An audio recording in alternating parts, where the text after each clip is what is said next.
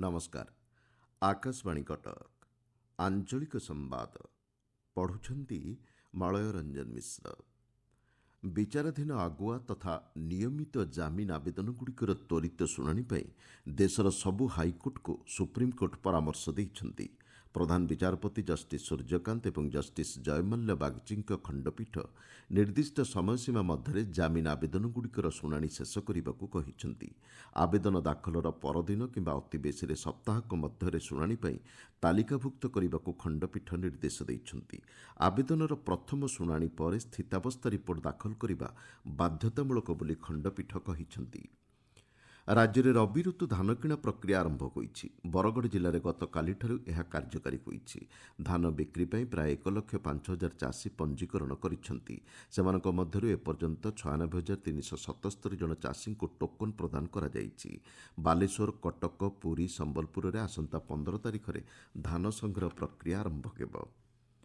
राज्य में भित्तिभूमि विकास संपर्कित उच्च क्षमता संपन्न कमिटीर 65तम बैठक अनुष्ठित हो जाइछि। भुवनेश्वर लोकसेवा भवन सम्मिलनी कक्षठारे मुख्य शासन सचिव अनु गर्ग अध्यक्षतार अनुष्ठित बैठक में सरकारी और बेसरकारी भागीदारितार कार्यकारी हेबाकु थिबा गुरुत्वपूर्ण प्रकल्पगुड़िकर स्थिति नहीं विस्तृत आलोचना होईछि। मोट 1,130 कोटी टंका व्यय अटकल 5टी नूतन पीपीपी प्रकल्प को मंजूरी प्रदान करा जाइछि। प्रधानमंत्री ग्राम सड़क योजनार सफल कार्यान्वयन और ग्रामीण संयोग क्षेत्र में उल्लेखनीय कार्यदक्षता नहीं ओडिशा जातीय स्तर में सम्मानित होईछि। मध्यप्रदेशर सीहोर ग्रामीण विकास मंत्रालय पक्षर आयोजित समारोह में ओडिशा को पुरस्कृत करा जाइछि। योजनार 25 वर्ष पूर्ति पालन अवसर में आयोजित समारोह में केन्द्र ग्रामीण विकास मंत्री शिवराज सिंह चौहान जोगदे पुरस्कार वितरण करिसेंति। योजना अधीन राज्य को मिलिथिबा एही जातीय स्तरीय स्वीकृति ग्रामीण विकास क्षेत्र में राज्य सरकार अंगीकारबद्धता को प्रतिपादन करुछि बोली ग्राम्य उन्नयन मंत्री रविनारायण नायक कहिसेंति। पुरी श्रीमंदिर भितर रत्नभंडार गणति मणति आज मध्याह धूप पर आरंभ हेब। गणति मणति समय बाहर काठ निकटर श्रद्धालु श्रीजीव को दर्शन करेंगे।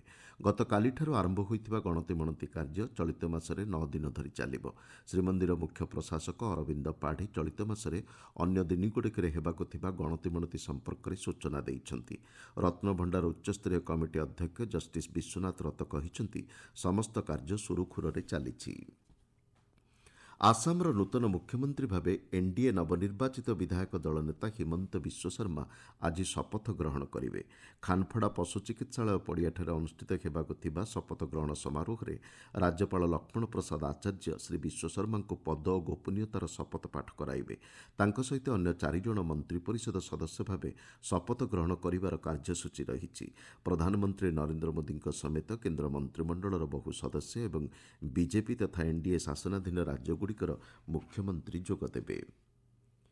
उच्च माध्यमिक शिक्षा परिषद द्वारा परिचालित जुक्त 2 परीक्षाफल आसंता सप्ताह प्रकाश पाइब बोली परिषद पक्षर कहुଯାଇଛି। चलित वर्ष गोटे दिन में कला, विज्ञान, वाणिज्य और धंदामूलक पाठ्यक्रम परीक्षाफल प्रकाश पाइब। तुलसी क्षेत्र केन्द्रापड़ा श्री बलदेवजी भितर चंदन यात्रा गतकालिठारु आरंभ होईछि। ज्येष्ठ पूर्णिमा पूर्व दिन चतुर्दशी पर्यंत यह चलिब।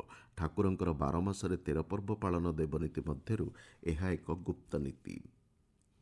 रोगी सेवा लगी नर्स मानकर कठिन परिश्रम समर्पण भाव को सम्मान जणाई आज आंतर्जातिक नर्स दिवस पालन करा जाउछि।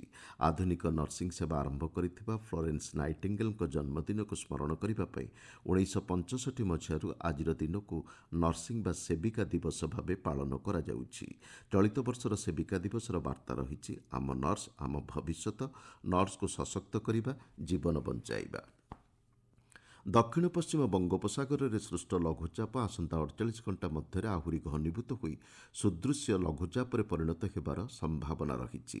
पाणीपाग केन्द्रर सूचना अनुसार लघुचापर प्रभाव में राज्यर विभिन्न स्थान में आसंता 4 दिन पर्यंत वर्षा होबार संभावना रही।